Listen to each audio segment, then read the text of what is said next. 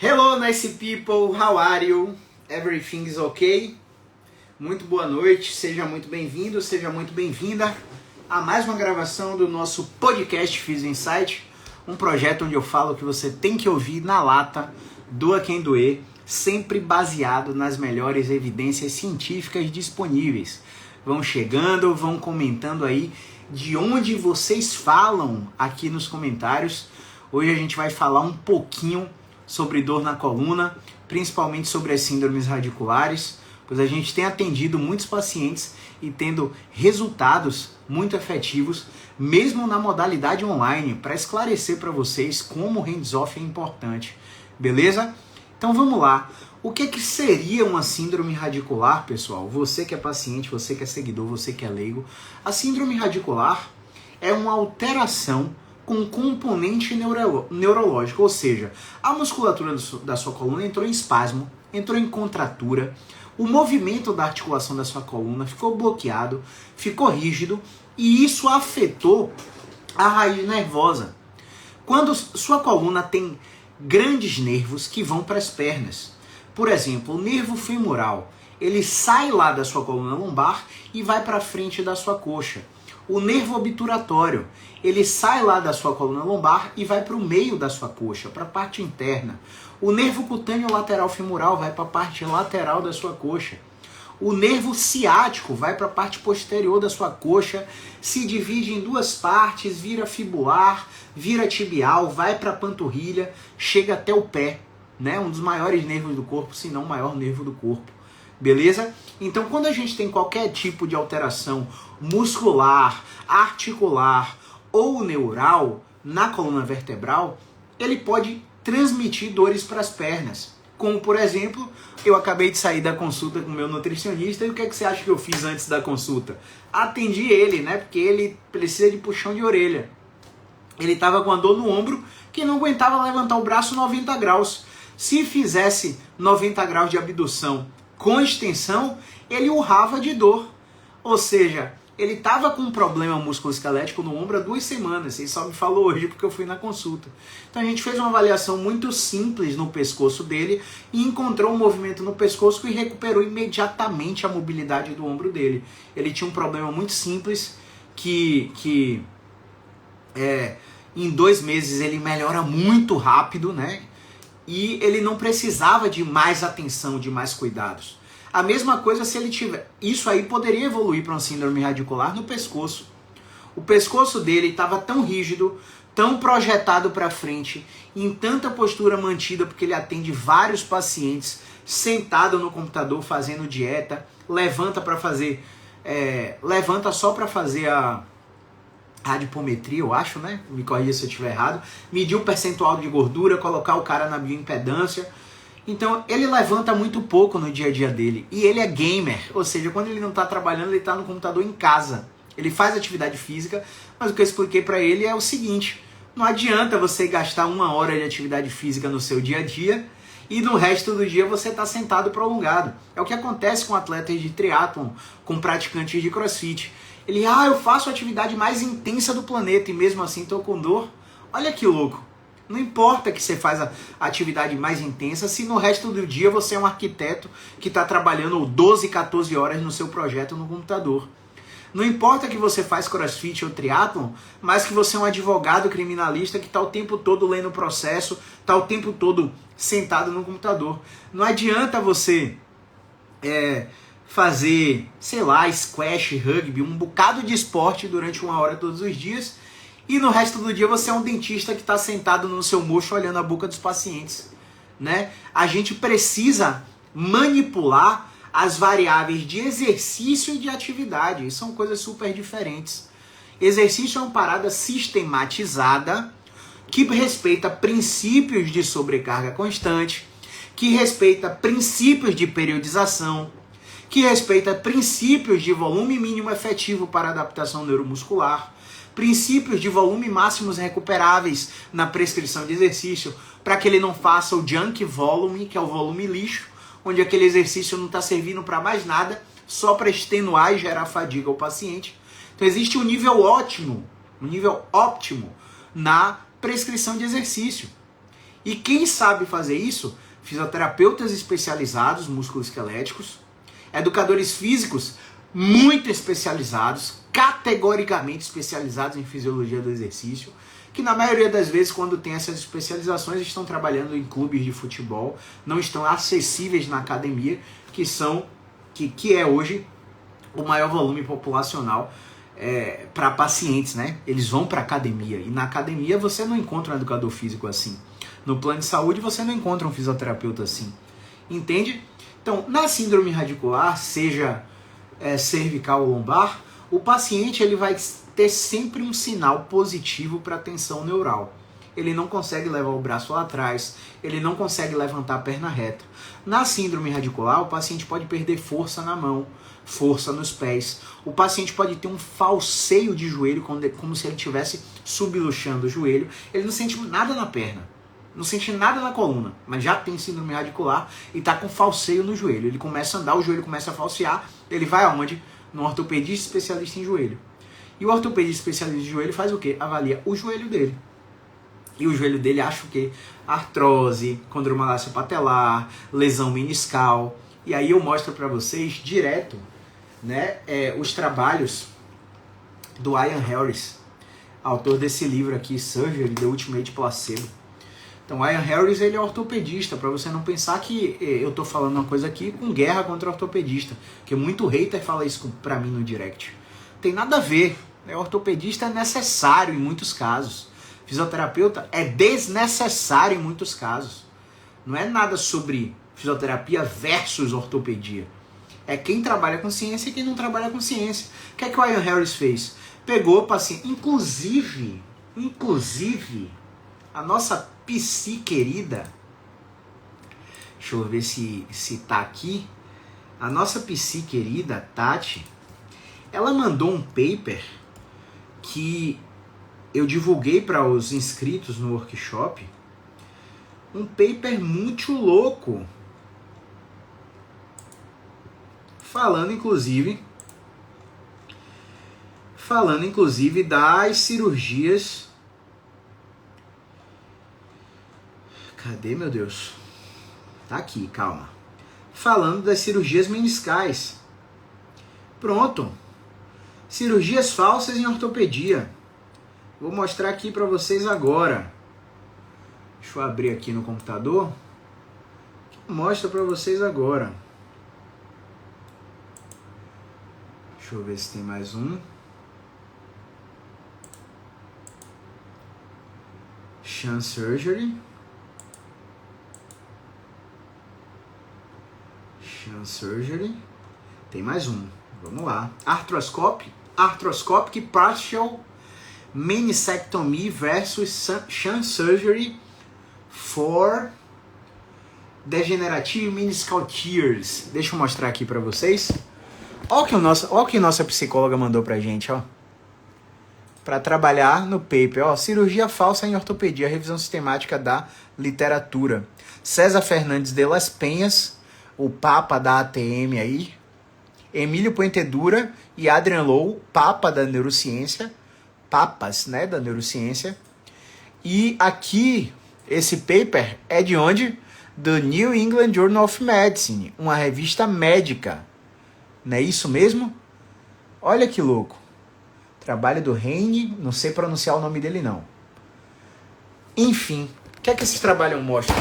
O que é que esses trabalhos mostram pra gente? Esses trabalhos mostram que esses pacientes... Ó que louco. Ó o Kellerman contribuindo aí mais uma vez. Obrigado, Kellerman. Ó que louco. Eu vi essa parada no Twitter do Ben Cormack. O Ben Cormack é um dos ex-fisioterapeutas, salvo engano, do Manchester United, que trabalha no NHS inglês, que é o SUS da Inglaterra, junto com o Adam Meakins, né, que são dois fisioterapeutas musculoesqueléticos referência. E o Instagram dele você deve seguir. Se você não conhece, você precisa seguir. Ah, não sei inglês. Usa o Google Tradutor, porque o Instagram do cara é evidência em tempo real. Saiu um artigo agora, está publicado 10 minutos depois no Instagram do cara. Então, o que esses papers falam? Quando a gente pega um paciente que tem rotura meniscal no joelho, quando a gente pega um paciente que tem degeneração vertebral, que é realmente quando está colado osso com osso na coluna e ele precisa de uma vertebroplastia ou uma cirurgia endoscópica, eles separam esses pacientes em 2 grupos e um vai para a cirurgia de verdade e o outro vai para a cirurgia de mentira. Caio, como é que é cirurgia de mentira? É simples. Você faz a consulta pré-anestésica, consulta cardiológica, faz exame de sangue, é dado, a incisão cirúrgica é feita, mas a remoção do fragmento, a cirurgia em si não é realizada. O ortopedista fecha o paciente e acompanha esses 2 grupos de pacientes, o que fez a cirurgia de verdade e a cirurgia de mentira, ao longo de 1 a 2 anos. E pasmem, os resultados dos 2 grupos são iguais. A maioria das cirurgias ortopédicas, elas são placebo. É forte essa mensagem, né? Cara, tá tudo bem. Compra aí, ó. Compra. Faz o seguinte, você tem Netflix? Vai pra Netflix e assiste Operação Enganosa. Assiste Operação Enganosa. Dorme assistindo hoje, Operação Enganosa. Você não tem Netflix, você tem Amazon Prime? Vai lá e assiste Dopesick. Dopesick. Dopesick. Você vai ver a história do vício americano em opioides. Beleza? Então, essas informações não passam na grande mídia, né? A Globo, no Mais Você, na Hora de Ana Maria Braga, não mostra isso. O Jornal Nacional não mostra isso, né? Folha de São Paulo não mostra isso. Essa informação não chega para a população. E aí o médico Bambambam, que não é baseado em evidência, mora no metro quadrado mais valorizado da cidade dele, conhece o jornalista âncora daquele jornal, é vizinho, é amigo pessoal, o jornalista chama ele para uma entrevista, ele, sei lá, consegue um royalty lá, vai para a televisão, para a grande mídia e propaga um bocado de informação não baseada em evidência. E aí a gente está aqui numa bolha, e essa bolha não serve só para síndrome radicular, serve para cirurgia, serve para artrose, para articulação estruturalmente comprometida, né? Serve para síndrome inflamatória, paciente que tem diagnóstico de síndrome de Sjögren, né? Paciente que tem diagnóstico de espondilite anquilosante, que tem artrite reumatoide, que tem gota, né? Que tem HTLV. Então, a gente precisa entender que muito do que os pacientes fazem são placebo. E nossas intervenções na fisioterapia, elas são 12% acima do placebo. 12%. É muito pouco. Mas esses 12%, quando bem aplicados, fazem com que a melhora do paciente seja mais rápida do que a história natural. É aquele paciente que não tem 8 semanas para esperar. Ele não tem 6 semanas para esperar. Ele não tem 1 ano para esperar a melhora natural de uma radiculopatia cervical lombar. Então, além desse sinal de tensão neuroadversa, o paciente ele pode apresentar perda de força na mão, como eu falei, perda de força no pé, dormência e formigamento, choque, agulhadas, queimação. E, inicialmente, esse paciente precisa ter um diagnóstico diferencial para trombose venosa profunda, porque as alterações de temperatura mediadas por processos nociceptivos, que aí você já tem uma síndrome mista, que o paciente tem uma dor neuropática radicular, mas mecanismos nociceptivos que produzem dor na perna podem gerar alterações de temperatura através dos receptores de temperatura que estão nos tecidos, e essas alterações de temperatura podem assustar o paciente e o paciente achar que está com a trombose, pode ter uma embolia pulmonar e morrer. Então, esse paciente precisa ter a ideia de que um exame de sangue chamado dedímero vai dar um marcador muito preciso para diagnóstico de trombose, a alteração de temperatura na perna associada à alteração do perímetro circunferencial da perna. Se tiver uma fita métrica, uma perna vai estar maior do que a outra. O tempo de enchimento capilar é prejudicado. Quando você aperta a perna do paciente e tira a pressão do dedo, a normalização da hiperemia, ela não vem em 3 segundos como nos tecidos naturais. Então tudo isso faz um diagnóstico diferencial para você suspeitar mais ou menos de uma trombose.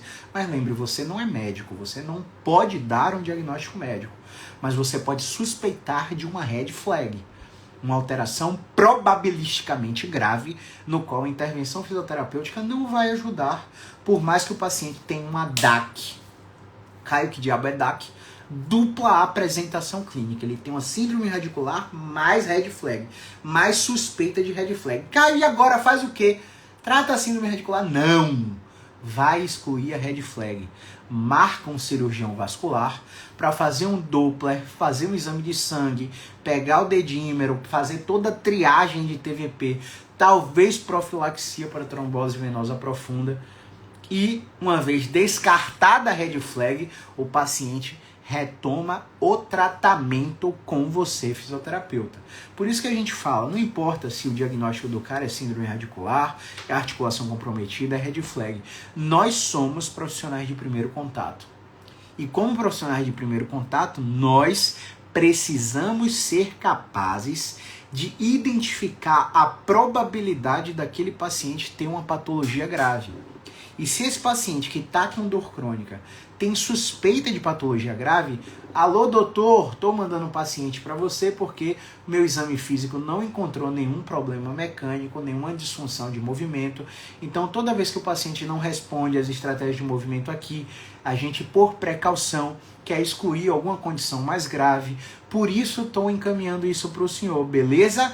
Beleza, manda uma garrafa de Chandon com seu paper lá por seu ortopedista de confiança. Ele vai gostar, vai tomar com a esposa lá, depois vai te indicar uma porrada de paciente. Manda o seu panfleto com o seu site, com o seu Instagram, para você ver como é que ele trabalha. E você já fez uma conexão muito boa ali.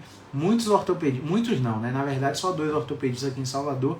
Eu encaminho muitos pacientes e eles passaram a me encaminhar muitos pacientes porque a mensagem que eu passo para eles no encaminhamento passa a segurança. Não pense que o problema do médico operar de vez um paciente com síndrome radicular cervical, meter um bloqueio interlaminar, meter um bloqueio transforaminal logo de cara, somente por conflito de interesses financeiros com plano de saúde. Na real, a maioria dos ortopedistas eles já estão cansados de mandar pacientes para fisioterapeutas e o paciente voltar meia boca ou na merda. Né? O paciente volta para ele, já fiz aquela fisioterapia, tô fazendo só a elevação da perna ali com caneleira, tô puxando minha perna, o cara tá só te alongando, você não melhorou, tá bom, vamos operar. Por que o ortopedista opera? Não é só pelo conflito de interesse, é porque ele não conhece um fisioterapeuta competente para gerenciar com ele o quadro conservador. Você acha que o ortopedista ele não tem conhecimento de que a maior revista médica do planeta, New England Journal of Medicine, mostra a comparação de tratamento conservador com cirúrgico com resultado igual em 1 e 2 anos? Eles sabem disso. Eles não querem arriscar a cirurgia. Porque se eles arriscam a cirurgia, o paciente continua com dor, e eles sabem que com a dor crônica, o paciente que faz a cirurgia, ele tem, na maioria das vezes, de cada 2 que opera, 1 continua com dor. Ele tem basicamente 46% de chance de não melhorar da dor com a cirurgia, ele sabe disso. Então ele sabe que se o paciente continuar com dor, ele vai falar mal daquele ortopedista. E eles vão ter um problema. Então eles não querem operar desnecessariamente. E se você for fisioterapeuta de confiança, que encaminhe para esse ortopedista, que mande um relatório explicando por que você está encaminhando, sem fazer o que eles fazem com a gente. Você reclama tanto que o ortopedista manda a guiazinha, alongamento de cadeia posterior, TENS, ultrassom, gelo, fisioterapia analgésica, mecanismo de sobrecarga do aparelho extensor do joelho, artrose lombar, Você reclama tanto que o ortopedista está mandando a prescrição pra gente e você vai fazer a mesma coisa quando manda o relatório? Solicito avaliação ortopédica para descartar espondilite anquilosante. Quem é você para dizer para o ortopedista como diagnosticar espondilite anquilosante, para o reumatologista, como diagnosticar hernia de disco? Atenha-se ao que você é enquanto classe profissional. Você é fisioterapeuta, você não dá diagnóstico médico, você não prescreve remédio. Então como é que você quer que eles parem de fazer uma coisa se você está fazendo a mesma coisa? Então a gente tem que andar em paralelo com eles, com a comunicação clara e assertiva, deixando sempre claro que o interesse que a gente tem é a melhora do paciente, não um conflito de egos, onde eu sou melhor que ele porque ele é açougueiro, é cirurgião. Cuidado falar com o paciente. Muitos fisioterapeutas aí falando para o paciente não tomar o remédio. Quando você lida com casos complexos de dores crônicas, o remédio é seu aliado. E eu não sei se você sabe, mas mais da metade dos pacientes com síndrome radicular, seja cervical ou lombar, eles não prescrevem, não utilizam o remédio da forma que o ortopedista, que o neurocirurgião, que o reumatologista, que o fisiatra recomendou. Eles são arbitrários. Os pacientes, eles acham que sabem sobre a sua condição. Então eles tomam por exemplo, existe uma classe de medicação chamada antidepressiva. Então quando o paciente joga no Google, mas o meu ortopedista passou sertralina, passou a amitriptilina para minha dor lombar irradiada para a perna. Eu joguei no Google aqui, sertralina é antidepressivo, mas eu não tenho depressão não. Então, mas não é para depressão, é porque tem uma classe de medicação que trata a dor também, porque a dor é produzida no cérebro e tem alterações morfofuncionais no cérebro. O antidepressivo vai regular dopamina, vai regular serotonina, e seu cérebro pode responder melhor ao tratamento fisioterapêutico em uso do antidepressivo. Tá, vou tomar um antidepressivo porque o doutor me explicou por que é. Toma antidepressivo 1, 2, 3, 7 dias, não viu o efeito na dor, para. E não sabe que a sertralina começa a agir com 20 dias. Você está tomando sertralina e está abortando antes de 20 dias? Não adianta, meu amigo. Sabe creatina para aumento da força muscular, ressíntese de ATP, aumento do desempenho esportivo? Vou tomar antes do treino para me dar força, vou tomar depois do treino para recuperar. Creatina só funciona em saturação. Você precisa tomar no mínimo 3 semanas para ela começar a ter o desempenho da substância no seu corpo. É que nem a sertralina, é que nem alguns antidepressivos. Você não vai tomar de cara e vai melhorar. E quando você melhora, qual o crime que o paciente comete quando ele melhora? Ele comete o crime de achar que ele não precisa da fisioterapia. Então, eu vou explicar para você aqui agora por que muitos casos complexos de dores crônicas precisam de fisioterapeuta, psicólogo e médico, e ou dentista, e ou educador físico. Entende? O seu sistema nervoso central vou explicar já, deixa eu responder essa pergunta que chegou, tá? 10h36, já estamos terminando. Adriana Soro, Fernanda Aguiar, grande Kellerman, grande Renan. Tá faltando você na mentoria, viu, Renan? Grande Matheus tá me enrolando, viu? Não entrou na turma 16, não entrou na turma 17. Quero ver até quando vai procrastinar. Grande Ju, tá faltando você na mentoria também. Grande Marlon, em breve vai fazer o upgrade do Spiding pro Be-Expert. Vamos responder essa pergunta aqui. Rose entrou aí na live. Cadê a pergunta, meu Deus? Fugiu a pergunta aqui. Se tiverem perguntas, joguem aí nos comentários, tá? Sinto o meu pescoço rígido e sinto estalando leve. É algo preocupante? Fernando, eu seria completamente omisso ao te dar alguma impressão baseada no seu relato breve. Todo fisioterapeuta, todo médico, todo educador físico, todo psicólogo que se preze, ele sabe que o relato do paciente é importante até certo ponto, porque, por exemplo, na minha prática clínica, eu escuto a história inteira do paciente e quando eu testo, 90% dos casos não tem nada a ver com o que o paciente disse. Você acredita nisso?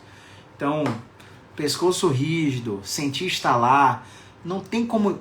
eu preciso avaliar sua força, avaliar sua sensibilidade, avaliar seus reflexos, avaliar sua tensão neural, avaliar todos os movimentos do seu pescoço, fazer testes provocativos para exclusão de problemas sérios, fazer perguntas especiais para exclusão da probabilidade de problemas sérios. Então, com o seu relato, eu não tenho como te dizer. Você precisa marcar uma consulta com um fisioterapeuta musculoesquelético para ser avaliada, beleza? Então, voltando aqui. Grande Beatriz, seja muito bem-vinda. Trabalho ímpar. Então, vamos explicar aqui agora por que você precisa de um atendimento transdisciplinar. O paciente com dor crônica, um dia teve a dor aguda. A dor aguda, que é aquela ferida aberta que precisa da fase inflamatória, da fase hemorrágica, da fase de remodelamento, da fase de cicatrização, para recuperar o tecido que feriu, o tecido que lesionou, ele recebe 2 tipos de informação durante a dor aguda. Informações que o encorajam a continuar se movimentando, a fazer tudo o que dá conta, a não faltar ao trabalho, a reconhecer os impactos e as influências biopsicossociais que interferem na dor. Esse é o primeiro tipo de informação que ele pode receber. Ou informações que amedrontam e que geram um comportamento de medo e evitação para se mexer. É o paciente que começa a se comportar como um robozinho. É um paciente que está aqui me escutando, mas está com o ombro colado na orelha, está com a língua no céu da boca, está rangendo os dentes, está com a TM toda tensionada, está com a testa toda franzida, está com o olho apertado assim me escutando. O cara não relaxa, o cara não solta o corpo, o cara não atenua a fala, o cara não bota uma música que ele gosta para ele ouvir. Né? Então essas informações durante a dor aguda são responsáveis pela manutenção, amplificação e perpetuação da dor, que quando passa de 3 meses, é bem assim, outorgado essa questão de 3 meses. Quer dizer que se eu tiver 80 dias de dor, minha dor não é crônica? Cara, basicamente é o que a gente tem. Mas por que eu estou te falando isso? Porque as alterações que acontecem no seu cérebro no tempo de 3 meses vão modificar, hipertrofiar ou atrofiar substância branca, substância cinzenta, córtex cingulado anterior, amígdala, ínsula, bulbo rostroventral medial. Os tratos córtico-espinhais começam a ficar com transmissão alterada. Enfim, várias estruturas do seu cérebro sofrem modificações quando sua dor tem a transição da fase aguda para a dor crônica. E aí, quando o seu cérebro sofre essas modificações, o seu comportamento muda.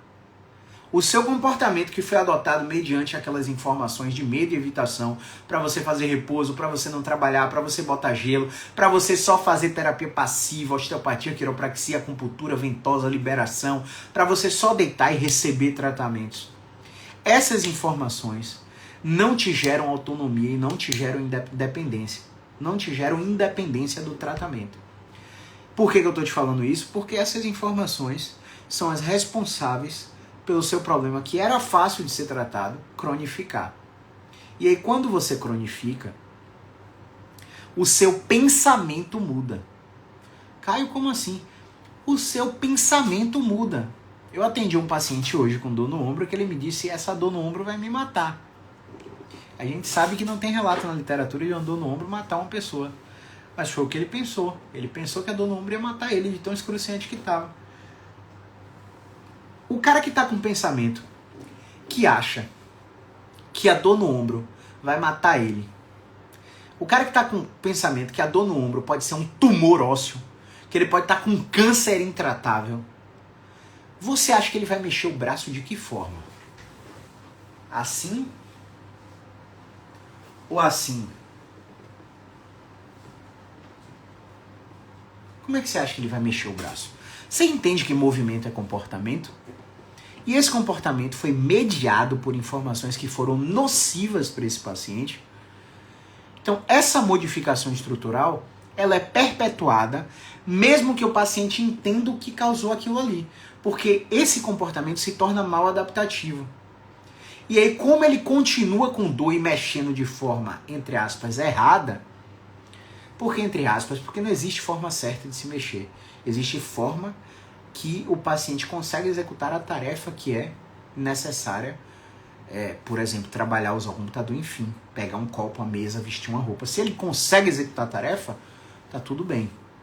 A forma como ele executa é julgada por diversos modelos patoanatômicos e cinesiopatológicos que fisioterapeutas e médicos costumam utilizar.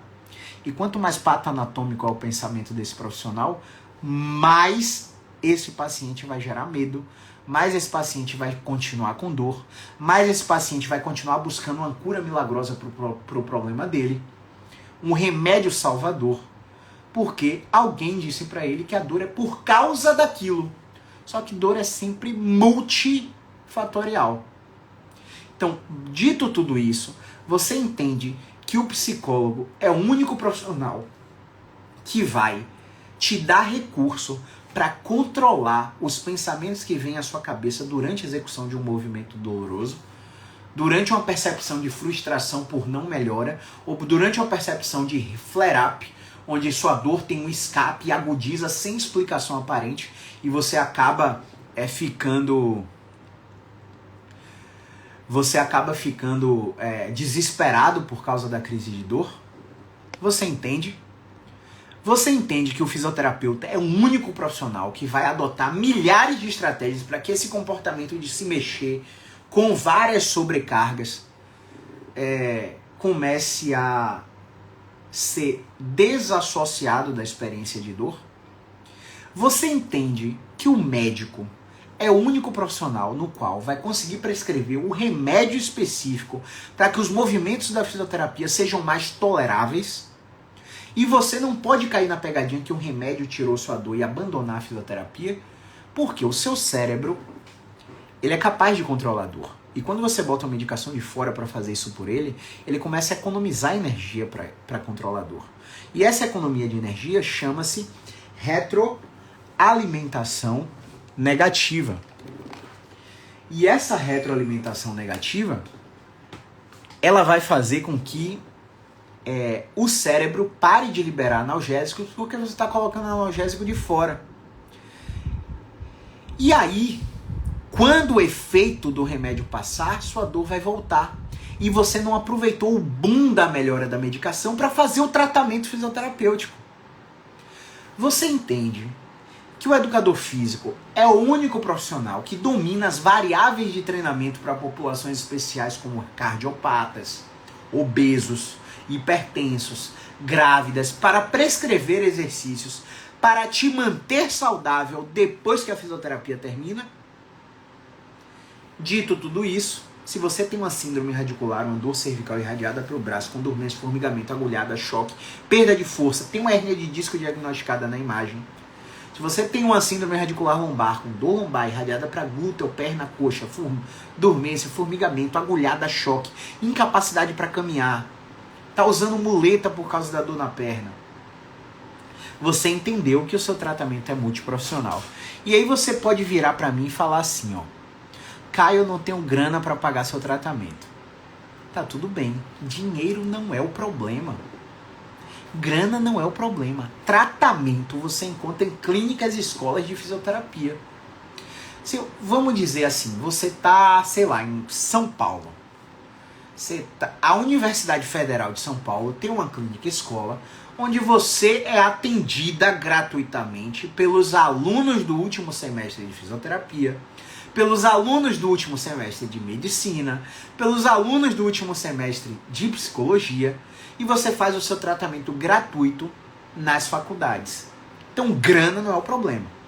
Agora, se você quer exclusividade, você precisa pagar o preço da exclusividade. É claro que lá você não vai ter um atendimento individual, vai ser um ambulatório com muitas pessoas, você vai ter privacidade até determinado ponto, você está sendo atendido por alguém que é supervisionado por um profissional formado. Então, tratamento tem sem você pagar. Você não pode ficar refém do SUS, esperando o SUS te chamar, porque o tempo da sua dor, a sua dor não está melhorando e você vai operar de cara porque o médico do SUS disse que é só cirurgia. Não. Existem vários outros tratamentos antes da cirurgia. Existem vários tratamentos antes da medicação. Só que você precisa ter uma coisa chamada vontade e disposição para procurar.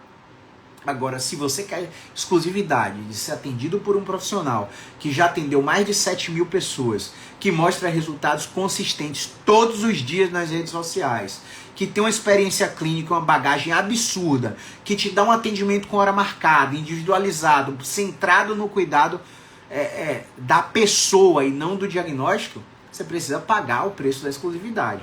Entende?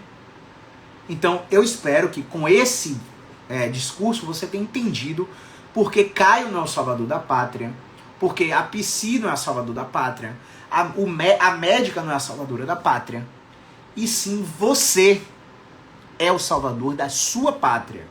Você é o único responsável pelos seus resultados. Beleza? Não adianta você fazer todos os tratamentos e não seguir o que a gente manda, velho. Não adianta eu estar falando com você há 6 meses para largar a zorra do remédio e você continuar usando o remédio. Não adianta o médico estar falando para você que o remédio é para usar de 3 vezes no dia, mesmo que você não tenha dor, e você só está usando dia sim, dia não. Não adianta o psicólogo estar mandando uma tarefa de registro de pensamento automático para você fazer em casa e você não faz a zorra do registro. Você não faz a escrita terapêutica. Não adianta, velho. Ninguém vai salvar sua vida, sua dor ou sua autoestima. Ninguém. Beleza? Atendi hoje um paciente que tem dor crônica, que já reviraram de exames e ela estava com suspeita de esclerose múltipla e não fechou esse diagnóstico. Ela me disse que preferia que fosse, porque pelo menos ela teria um diagnóstico. Olha só que louco. Cara, como isso é conflitante. Eu atendi um paciente com dor neuropática, dor ciática irradiada para a perna, sem tensão neural, não responsiva a estratégia de carga, e eu mandei para um ortopedista avaliar. O ortopedista não achou nada, mandou para o neurologista. O neurologista confirmou a dor neuropática, fez uma investigação neurológica e confirmou que ela tinha esclerose múltipla. Então, a dor neuropática sem tensão neural, ela precisa ser investigada, porque quando o paciente tem um diagnóstico de esclerose múltipla, o tratamento é com neurologista, psicólogo e fisioterapeuta neurológico, que é uma coisa que eu não sou. Eu já fui fisioterapeuta neurológico, hoje eu não sou mais. Hoje eu sou fisioterapeuta músculo-esquelético. Agora, essa fala me gera uma angústia tão grande, porque que bom que não é o diagnóstico de esclerose múltipla. Que bom que não. Às vezes o paciente, ele pega aquele exame de imagem, meu Deus, eu vou descobrir o que eu tenho. E se eu vou descobrir o que eu tenho, eu vou ter um tratamento. Mentira! Isso foi o que a mídia botou na sua cabeça. Diagnóstico só é útil quando muda o seu tratamento. E na maioria das vezes o diagnóstico para a dor crônica não muda o tratamento que o paciente vai receber. O tratamento continua sendo remédio, fisioterapia e terapia. Então, não interessa que o cara tenha uma hérnia, que o cara tenha uma ciática, que o cara tenha uma síndrome dolorosa crônica, que o cara tem fibromialgia. Não interessa, o tratamento é fisioterapia, medicação e psicoterapia. Se o diagnóstico é útil quando, por exemplo, é o que eu falo sempre, ó, AVC. Se é um AVC isquêmico ou AVC hemorrágico.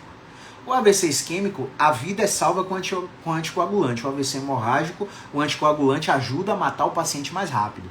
Então, o diagnóstico do AVC, através da tomografia com contraste, da ressonância magnética do crânio, para identificar se o AVC é isquêmico ou hemorrágico, tem utilidade clínica, porque muda a medicação que o paciente vai receber. Entende? Mas para um diagnóstico de dor crônica, o diagnóstico não tem utilidade, porque não vai mudar o que você vai receber. Só vai te gerar mais preocupação e mais ansiedade. Então, e que louco, vamos supor que ela tivesse um diagnóstico. Teria protocolo? Não teria protocolo. Fisioterapia neurológica é um mundo sem lei. Eu vejo muitas pessoas querendo impor os seus métodos e protocolos aos pacientes e pouca evidência disseminada. Então, a minha mensagem para essa paciente é: nossa, que bom que você não fechou esse diagnóstico terrível. Que bom que você tem a possibilidade de ouvir a opinião de um outro profissional. Que bom que você tem a possibilidade de seguir o tratamento para sua dor, que é completamente inespecífica, sem diagnóstico relatado. E a gente vai continuar fazendo o quê? Fisioterapia, medicação e psicoterapia em terapia cognitivo-comportamental. Beleza? Então o psicólogo não pode deixar de ver um perfil de paciente desse. Ok? Ela não é a última, não é a primeira, nem vai ser a última, tá? Todos os pacientes que passam por tratamento de dor crônica falam que já fizeram infinitos tratamentos, mas qual deles foi baseado em ciência? Na maioria das vezes, a maioria dos tratamentos realizados não foram baseados em ciência. Então esse é o grande crime do processo. Obrigado pelos insights aí, Ju. Então é isso, pessoal. Espero que vocês tenham entendido basicamente como a gente avalia, como a gente aborda, quais são as características de uma síndrome radicular. e por que o paciente não tem que sair correndo para cirurgia, tem que abortar medicação de forma completamente aleatória, por que ele tem que confiar no processo, por que o sistema nervoso precisa de estímulos variados de outros profissionais para esse paciente obter melhora, beleza? Vou deixar uma caixinha de perguntas nos stories, e se vocês tiverem perguntas para mim, é só ir lá nos stories e mandar a sua caixinha de pergunta. Lembrando que no dia 20 de julho, às 19 horas, teremos o encontro 3 do BeExpert Pro, da mentoria, onde os alunos têm acompanhamento de 6 meses, através de 12 encontros online, que já viraram 18, e 3 dias presenciais aqui em Salvador. E você que ainda não está no BeExpert Pro, você ainda tem a oportunidade de acompanhar do encontro 3 em diante e ter acesso à gravação dos 2 encontros anteriores com forma de pagamentos extremamente facilitadas. O que é que você tem que fazer? Ir para o meu Telegram, me pedir o formulário para preencher o formulário e vamos analisar a sua condição de carreira para ver se você está apto ou não para entrar para a mentoria. Para os fisioterapeutas que ainda não estão na formação BeExpert, amanhã, quarta-feira, 12 de julho, às 23h59, é o último dia para se inscrever por esse valor. A partir de quinta, o valor vai subir e você tem a oportunidade de fazer parte dessa turma 17, no máximo até amanhã. Se tiver alguma dúvida, manda na caixinha de pergunta ou clica no link do meu perfil, acesse o botão da formação BeExpert e vê todo o conteúdo programático da formação. Beleza? Se você é paciente, seguidor e deseja marcar uma consulta, no link do meu perfil também tem um botão onde você vai direto para a central para agendar o seu atendimento, beleza? Grande abraço, movimento é vida.